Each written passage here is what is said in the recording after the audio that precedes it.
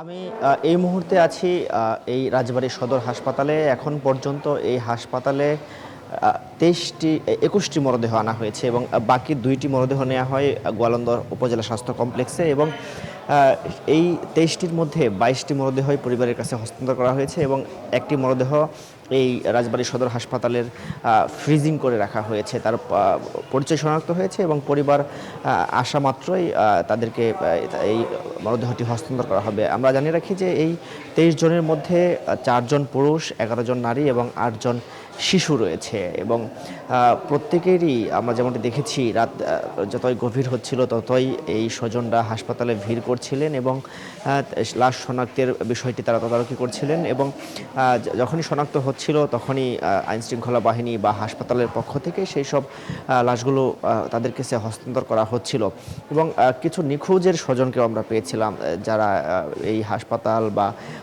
থানা বা এই ঘাটে এখন সকাল পর্যন্ত তারা ঘুরে বেরিয়েছেন তাদের স্বজনদের খুঁজে পাওয়ার জন্য। তারা ঠিক পেয়েছেন কিনা এখন হাসপাতালে তেমন আমরা স্বজনদের দেখছি না।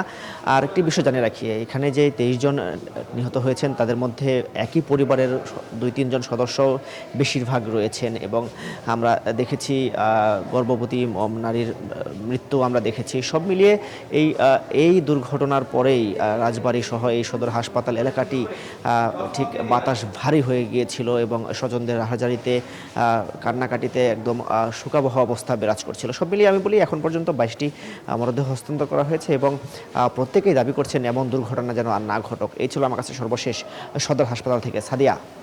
মাসুদ সুমন, আপনাকে অনেক ধন্যবাদ। দর্শক, আমাদের সঙ্গে যুক্ত হয়েছিলেন সহকর্মী মাসুদ সুমন।